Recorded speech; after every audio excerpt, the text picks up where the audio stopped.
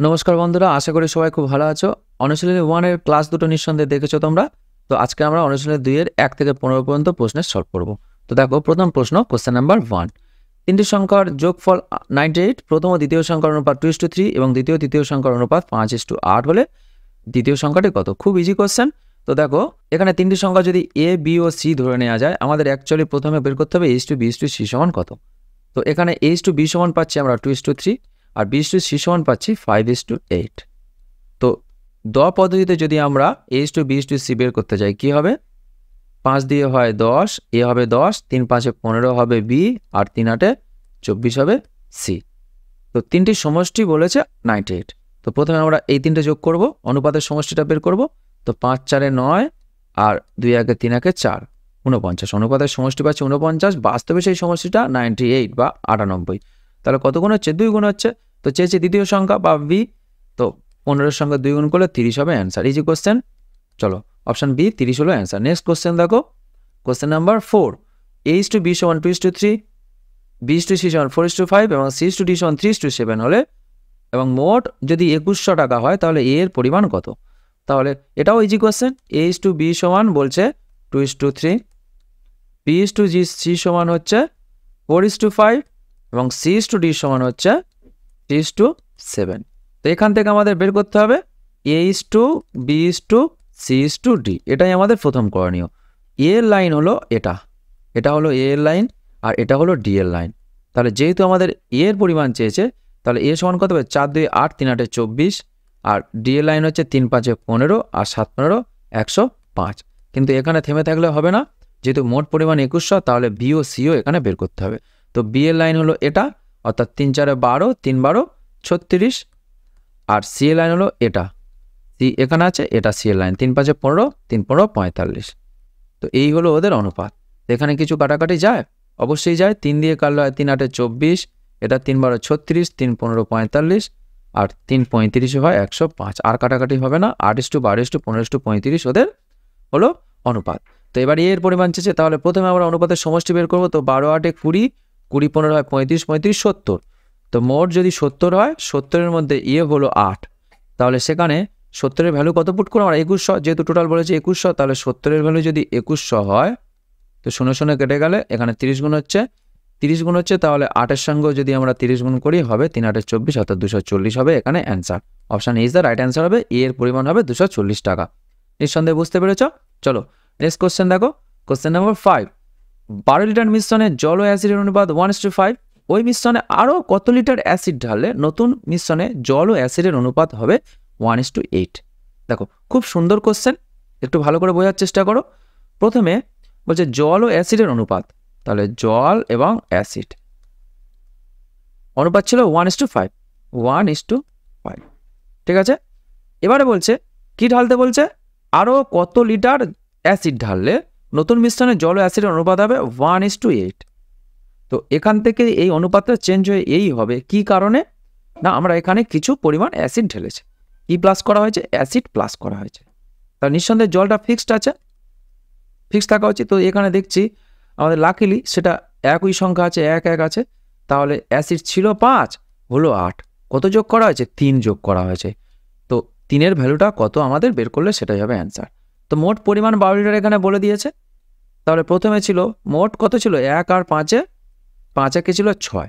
তো 6-এর value 12 litre, 6-এর value 12। তাহলে 3-এর value কত হবে? 2 গুণ হলে এখানেও 2 গুণ হবে, 3 দিয়ে 6 হবে অ্যান্সার। অপশান ডি হবে এখানে অ্যান্সার, 6 লিটার। তাহলে 6 লিটার যদি অ্যাসিড মেশানো হয়, তাহলে অনুপাতটা চেঞ্জ হয়ে 1:5 থেকে হবে 1:8। নিঃসন্দেহে বুঝতে পেরেছ? চলো নেক্সট কোশ্চেন, কোশ্চেন নাম্বার 6। একটি মিশ্রণে দুধ ও জল অনুপাত 9:4। তো এখানে মিল্ক অ্যান্ড ওয়াটার দিয়ে কোশ্চেনটা করেছে। তো 9:4, 9:4 থেকে হচ্ছে কত? ওই মিশ্রণে যদি 4 লিটার জল মিশ্রিত করা হয়, তাহলে দুধ ও জলের অনুপাত হবে 3:2, 3:2 হবে। এই অনুপাত থেকে এই অনুপাত কেন চেঞ্জ হয়েছে? কারণ আমরা 4 লিটার জল মিশিয়েছি। কি মিশিয়েছি? 4 লিটার ওয়াটার মেশানো হয়েছে। ঠিক আছে। তো দেখো, প্রকৃত মিশ্রণে দুধ ও জলের মোট পরিমাণ কত? খুব সুন্দর ব্যাপার। তো দেখো, 4 লিটার আমরা কিন্তু জল মিশিয়েছি, দুধ মেশানো হয়নি, তোলাও হয়নি। তাহলে দুধের পরিমাণটা ফিক্স থাকা উচিত। Yes or no? দুধের পরিমাণটা ফিক্সড। কিন্তু এখানে দেখছি দুধ আছে প্রথম অনুপাতে 9 এবং দ্বিতীয় অনুপাতে 3। তাহলে এই দুটো ইকুয়াল করার জন্য আমরা এই অনুপাতে যদি 3 গুণ করে দিই, তাহলে 3 3 9 করে নিলাম, আর 3 2 6।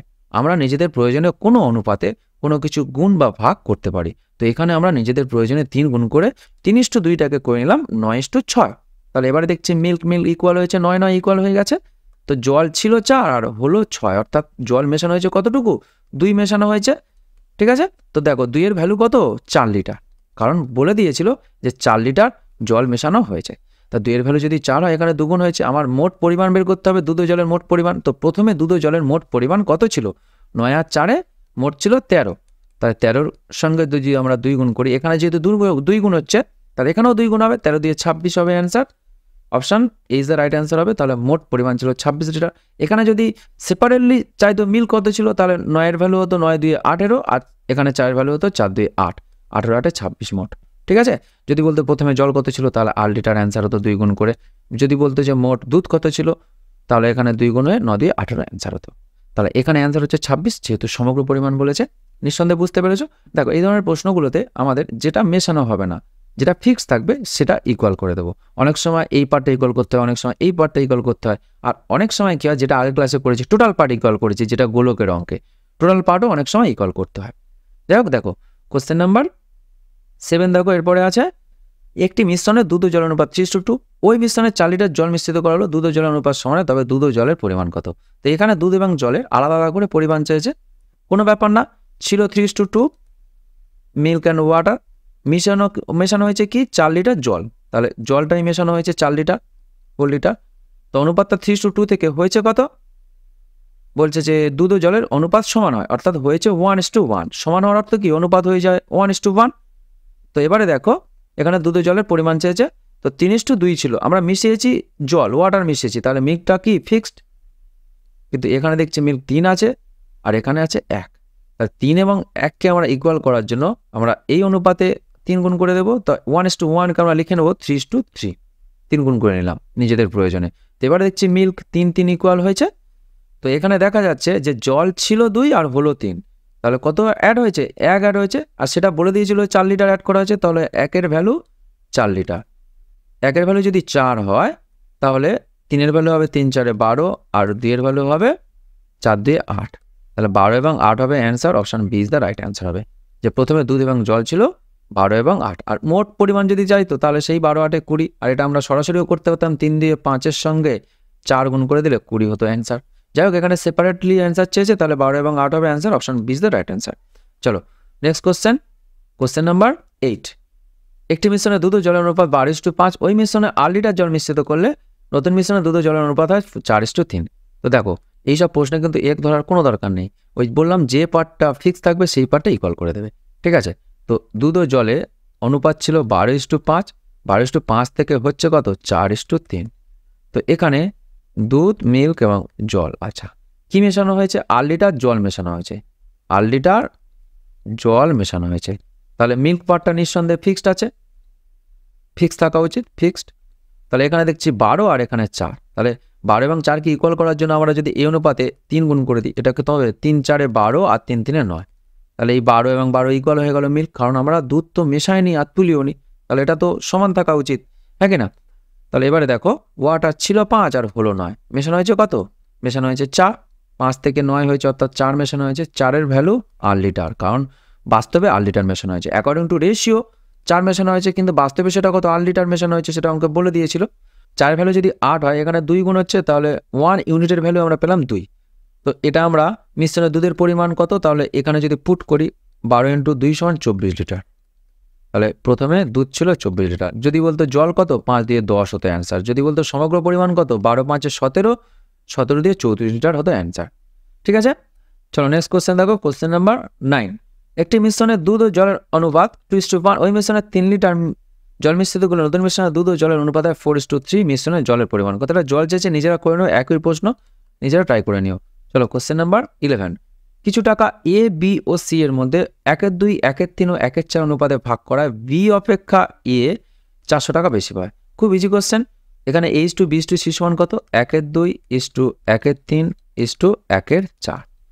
তো এটাকে যদি আমরা সিম্পলিফাই করতে যাই বা ন্যাচারাল নাম্বারে আনতে চাই, কি করবো আমরা? 2 3 4কে ভ্যানিশ করার জন্য প্রত্যেক রাশিতে 2 3 4-এর লসাগু 12 গুণ করে দেবো আমরা।